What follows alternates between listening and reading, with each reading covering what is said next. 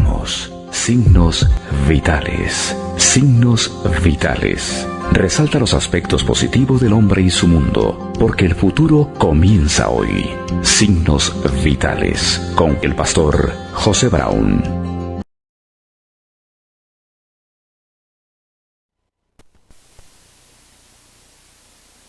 Me gusta la frase del saludo, porque el futuro comienza hoy. Hagamos de cada día un nuevo comenzar, amable televidente. Hagamos de cada día un día nuevo. Hagamos de cada día el primer día de nuestra vida. Empiece hoy su vida. El tema, teniendo ya el tiempo bajo control, la Biblia, que es la eternidad. La Biblia, amable televidente, no contiene verdades antiguas, contiene verdades eternas. Un día, todos compareceremos ante Dios y Él ese día abrirá los evangelios. Escuche con atención, amable televidente. Yo los he llamado buscadores porque pienso que eso define muy claramente la actitud que uno tiene frente a la vida. ¿De dónde vengo? ¿Qué sentido tiene esto? Está buscando respuestas uno. El tema de hoy es un acontecimiento que raya para algunos en una gran realidad y esperanza, y para otros en una ficción o en una cuestión inverosímil, difícil de creer, y es la desaparición un día de la iglesia, de todos los que han creído en Jesús como su único, suficiente Señor y Salvador, desde el inicio de la historia hasta el día que acontezca ese famoso arrebatamiento. Yo le llamo la atención a usted ahí, y eso lo llamamos en la teología corriente y normal el arrebatamiento, el rapto, que es la palabra en inglés, o la desaparición. Desaparecerá la iglesia de la historia. Pero déjeme hacerle el bosquejo que siempre me gusta dibujar, para que usted tenga más o menos una hoja de ruta. Esta es la parte antigua, esta es la parte que estamos viviendo. Vamos a llamar a esta parte antigua la ley, y a esta parte de la iglesia la llamamos la gracia. Aquí está Jesús partiendo la historia. El rapto o arrebatamiento es un suceso aquí en este momento. Estamos en la historia en este punto actualmente, año 2019-2020. Lo que sigue en ese calendario, en esa cronología divina, es este acontecimiento que le voy a poner aquí nuevamente el nombre. Se llama el rapto, la desaparición. Luego viene aquí un periodo de tribulación que está, lo hemos dicho ya, contemplado por 7 años, 3,5 y 3,5. Ahora esto tiene importancia. Y aquí viene el segundo gran acontecimiento, que es el regreso de Cristo a consumar la historia y fundar el reino, que tiene un nombre hermoso, el milenio. Ese es un bosquejo hermoso de la historia, amable televidente, y ojalá usted lo tenga muy presente cuando va a hacer los estudios de la Biblia, porque ubicarse dentro de ese bosquejo le da a usted una herramienta más para la interpretación de la Sagrada Escritura. Primero, ¿existe o no existe? ¿Habrá ese famoso rapto o no lo habrá ese famoso rapto? Respuesta, sí. Sí. Y siempre y mil veces, sí. Yo quiero mirar hoy algunos antecedentes, por lo menos 5 antecedentes de lo que es el arrebatamiento en el pasado. ¿Por qué, señor Brown, usted recurre a la historia antigua? Porque no hay nada nuevo debajo del sol. Lo que será es lo que ya fue. Y las cosas se van terminando como empezaron. ¿Cómo así? Cuando la historia con Adán y Eva empieza, esto era un solo continente o masa de tierra. Era una aldea y allí puso Dios a los 2 primeros habitantes. Vinieron las rebeliones y los juicios y en el diluvio se separan en 5 continentes. Luego viene otra rebelión y les confunde las lenguas para separar a la gente. Y hoy en día se está hablando de la aldea global. Ya estamos a un clip de cualquier punto en nuestra tierra, en nuestra geografía. Y la gente está hablando otra vez de la aldea global. ¿No será que las cosas están terminando como empezaron? Entonces vamos a mirar, en primer lugar, la evidencia bíblica de la desaparición, del rapto, del arrebatamiento. Ese es el acontecimiento que sigue, amable televidente. No lo ponga en duda. Dentro del calendario divino, este es el acontecimiento que puede suceder.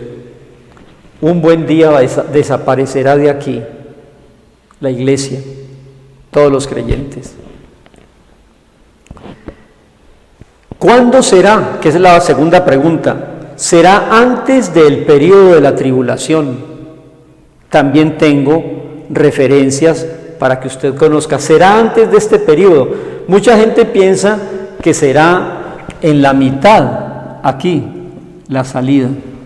Otros piensan que es al final de la tribulación. No, saldremos antes de ese tiempo de tribulación. Le voy a invitar a un texto bíblico, lo quiero anotar, Segunda de Tesalonicenses 4, del 1 y siguientes. Ahí está, y se lo dejo escrito, para que usted recurra a esos textos bíblicos y conmigo encuentre la evidencia de ese suceso maravilloso que se llama el rapto. Dice así: pero con respecto a la venida de nuestro Señor Jesucristo y nuestra reunión con Él, mire cómo dice Pablo, nuestra reunión con Él. O sea, vamos a salir, Pablo se incluye, y nuestra reunión con Él, le rogamos, hermanos, que no se dejen mover fácilmente de vuestro modo de pensar, ni se conturben, ni por espíritu, ni por palabra, ni por carta, como si fuera nuestra, en el sentido de que el día del Señor está cerca. No se dejen sacar de ese concepto que Pablo nos está expresando allí. Y dice el verso 3, nadie os engañe en ninguna manera. Hay mucho engaño. Y uno de los grandes engaños es que el engañador que maneja el mundo, el papá de la mentira, porque todo es mentira. Mire usted cómo nos hemos ido despertando de tanta mentira que hay en las Naciones Unidas, en la política, en la educación, hasta en la religión. Nadie os engañe en ninguna manera, porque no vendrá ese momento del rapto hasta que no venga la apostasía. ¿Cuál es la apostasía? La época que estamos viviendo hoy día. Es una época estamos en esta época, y aquí la podemos llamar la época de la apostasía. ¿Qué es la apostasía?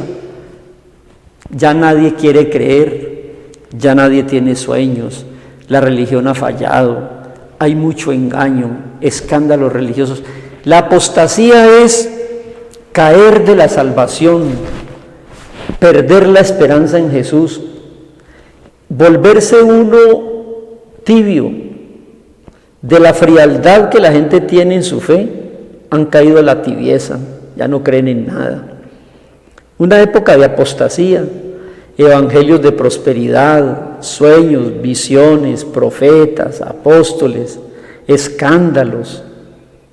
Hemos olvidado el concepto de que el Señor en un momento dado llamará a su iglesia. Se ha perdido ese concepto. Y yo abogo, amable televidente, porque usted y yo no lo perdamos. La esperanza es saber que Jesús viene por su iglesia. Esa es la esperanza. Sigamos leyendo. Vendrá y se manifestará el hombre de pecado, el hijo de perdición. Tiene dos nombres. En el primer periodo de 3 años y medio se llama el hombre de pecado. Y después de que él tiene un espectáculo que parece que muere porque le hieren la cabeza y después resucita y es totalmente poseído por Satán, ese personaje, de llamarse hombre de pecado, que es el anticristo, se va a llamar después hijo de perdición. Es el mismo. Es el engañador encarnado. Es el anticristo que gobernará en este periodo de tribulación. Aquí gobernará el anticristo, que empieza llamándose hombre de pecado y después de un milagro que usted puede ver en Apocalipsis, que hieren su cabeza, lo dan por muerto, pero vuelve a vivir, entonces se llamará después hijo de perdición. Verso 4, ese hijo de perdición se opone y se levanta contra todo lo que se llama Dios o es objeto de culto, tanto que ese hijo de perdición se sienta en el templo, el tercer templo que los judíos van a construir, se sienta allí haciéndose pasar por Dios. Este personaje, el anticristo, el hijo de pecado, el hijo de perdición, llega a engañar de tal manera al pueblo de Israel, porque ya la iglesia no está, que busca la adoración. Entonces continúo leyendo, dice, Pablo nos dice en el verso 5, ¿no se acuerdan que cuando estaba todavía con ustedes les decía esto? Y ahora vosotros sabéis lo que lo detiene, a fin de que a su debido tiempo se manifieste. ¿Qué lo detiene para que se manifieste? Que no ha sido quitada la iglesia. El día que la iglesia salga de la historia, ese día se manifiesta el hombre de pecado y a los 3 años y medio se convierte en el hijo de perdición y busca ser adorado en el templo. Pues la persona que está muy nueva en estos temas difícilmente va a entender la terminología, pero se lo diría más sencillo. Aparece un hombre de pecado, un gran líder que está conquistando el mundo y lo detiene la presencia de la iglesia en la historia. Entonces sale la iglesia de la historia y ese hombre de pecado engaña a toda la humanidad, busca la adoración. Y después de ese fenómeno de muerte y resurrección que está en Apocalipsis 13, ese personaje se hace adorar como Dios. En este momento lo detiene la presencia de la iglesia. Cuando sea quitada la iglesia se manifestará, versículo 6, porque ya está en acción el misterio de la iniquidad, solo que hay quien al presente lo detiene hasta que él a su vez sea quitado de entre nosotros. Y entonces se manifestará ese inicuo, en quien el Señor matará con el espíritu de su boca y destruirá con el resplandor de su segunda venida. Ese inicuo cuyo advenimiento es por obra de Satán, con gran poder y señales y prodigios mentirosos, con todo engaño, con toda iniquidad, para que los que se pierden, por cuanto no recibieron el amor de la verdad, los va a condenar. Por esto Dios a la gente, por negar a Jesús, les va a enviar ese engañador, ese espíritu de mentira, al fin de que sean condenados y entonces crean a la mentira ya que han rechazado la verdad. Tremendas palabras, mis hermanos. ¿Realidad o ficción? ¿Cómo hago yo para contestarle a usted de una manera satisfactoria esa pregunta? Suena como a ficción que un día desaparezca de aquí un número inmenso de millones de personas que estamos esperando a Jesús y que hacemos parte de la iglesia. La iglesia que ya murió, los creyentes que ya murieron, ellos serán resucitados primero. Y si nosotros estamos vivos en el momento de que el Señor quiera sacar a la iglesia, seremos transformados, no veremos muerte. Eso parece ficción, pero es una realidad. Antecedente rápido. Primer antecedente, Génesis capítulo 5. Por acá, en Génesis, aquí hay una primero. Génesis capítulo 5, un personaje que se llama Enoc. Ese personaje Enoc, al principio, muy al principio de la Biblia, porque las cosas terminarán como empezaron. En el capítulo 5, el versículo 24, habla de un personaje Enoc y dice: caminó pues Enoc con Dios y desapareció porque se lo llevó Dios. 3 detalles, no se olvide de Génesis 5. Le voy a dar ese primer antecedente de arrebatamiento. Enoc caminaba con Dios y Dios se lo llevó. Pero fíjese usted de lo curioso de lo que sucedió en Enoc, que es lo que va a suceder ahora. Viene el juicio sobre la humanidad, pero antes del juicio, Dios saca a la iglesia. Muy bien. Ese señor Enoc en la Biblia, ¿sí? Dice el verso 18, que nace Enoc de Jared, su papá, y vivió Enoc, dice el 21, 75 años y engendró a Matusalén. Enoc es el papá de Matusalén. Si usted busca el significado del nombre Matusalén, quiere decir más o menos esto: cuando muera, eso quiere decir Matusalén, cuando muera habrá un juicio. Eso quiere decir Matusalén. Imagínese usted cómo se pondría la gente de nerviosa cuando el niño chiquito llamado Matusalén se enfermaba, si la gente decía: ese nombre significa que al morir ese niño vendrá el juicio. Pero ese personaje fue el que más vivió en la historia, vivió más de 960 años. El más longevo de la historia bíblica es Matusalén. Ahí hay un mensaje. Enoc es el papá de Matusalén. Matusalén tenía como significado que vendría un juicio con su muerte. Efectivamente, cuando murió Matusalén, Dios saca a Enoc y viene el diluvio. ¿No será aquí que Dios está prolongando, como la vida de Matusalén, la historia actual para que usted, amigo, se arrepienta? Pero llegará un momento que sacará a la iglesia como sacó a Enoc y vendrá el juicio, que no será el diluvio sino la gran tribulación. Hay una similitud. Los que saben de matemáticas dicen: aquí hay una relación biunívoca entre el entorno de la vida de Enoc en Génesis 5 y la situación que estamos viviendo hoy, una época de apostasía.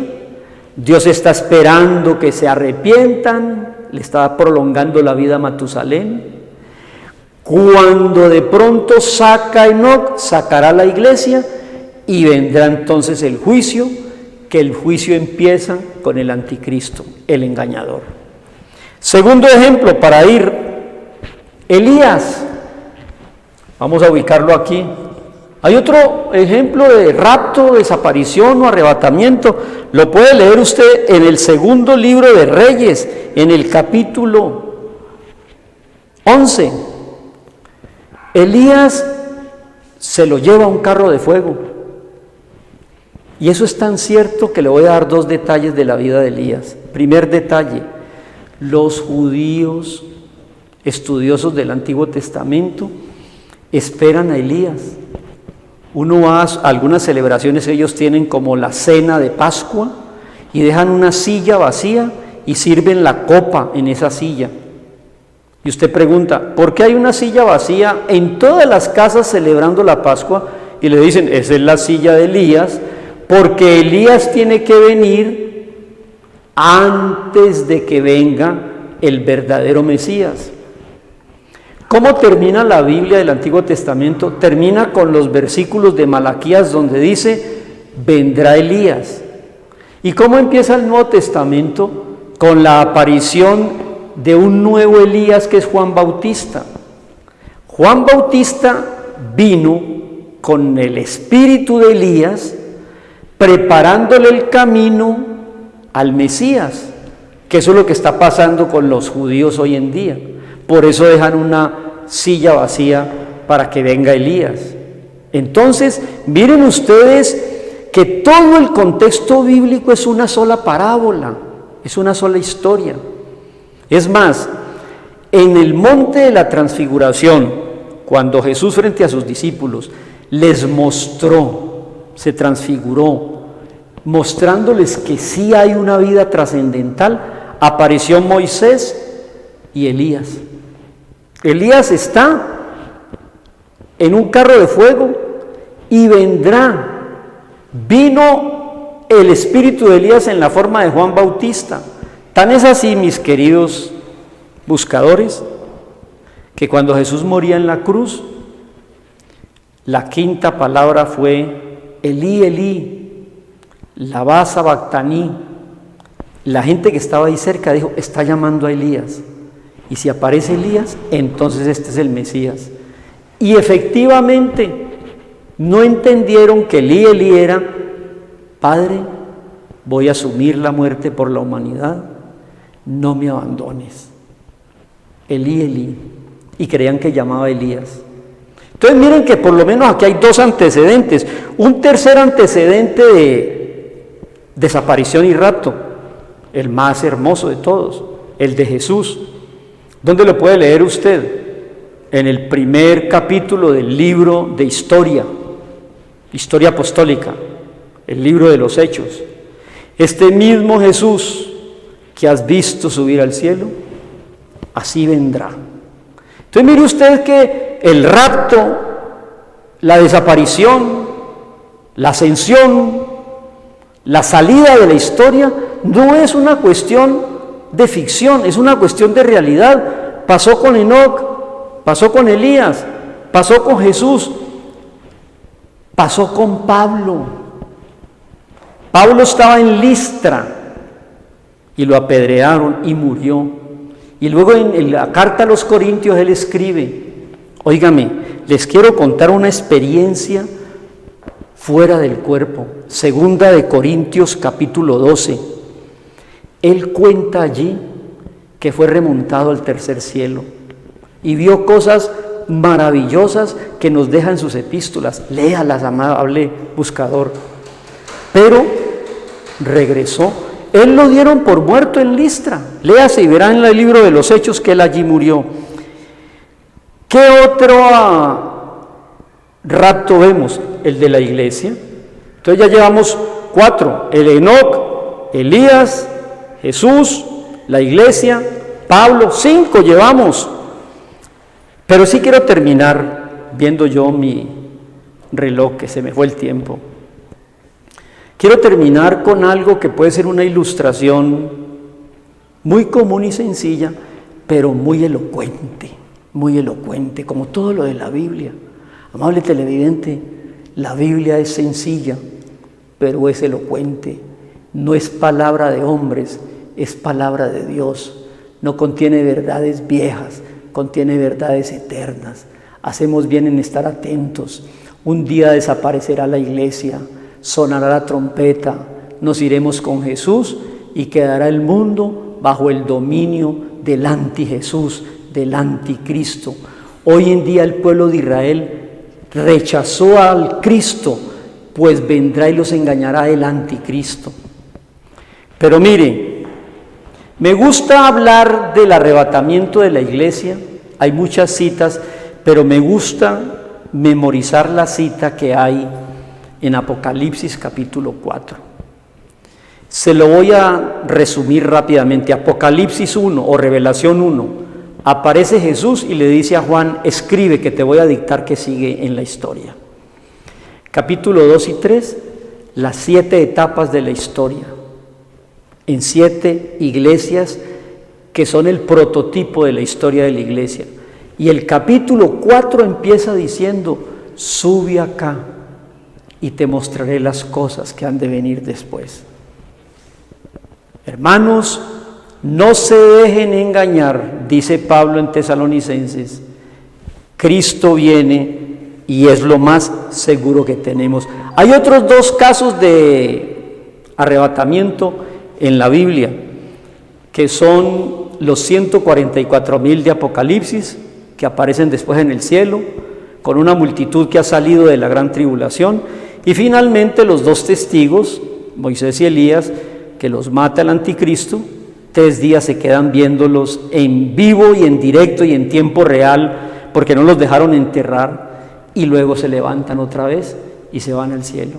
Entonces el arrebatamiento no es ficción, es una realidad. Pero quiero terminar con una ilustración en estos 3 minutos que a mí me ha parecido una maravilla de ilustración cuando los que conocemos la Escritura disfrutamos de cosas maravillosas cuando hablamos de la venida del Señor. Primera de Tesalonicenses, capítulo 4, versículo 13. Quiero leer y terminar. Dice así: hermanos, no ignoren acerca de los que han muerto, para que no se pongan tristes, como si no tuvieran esperanza.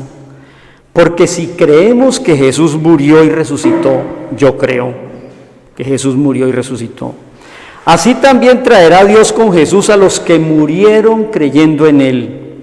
Por lo cual decimos esto como palabra del Señor, que nosotros los que vivimos, los que habremos quedado para la venida del Señor, no seremos primero que los que murieron, porque el Señor mismo, con voz de ángel y de arcángel, descenderá del cielo, y los muertos en Cristo resucitarán primero.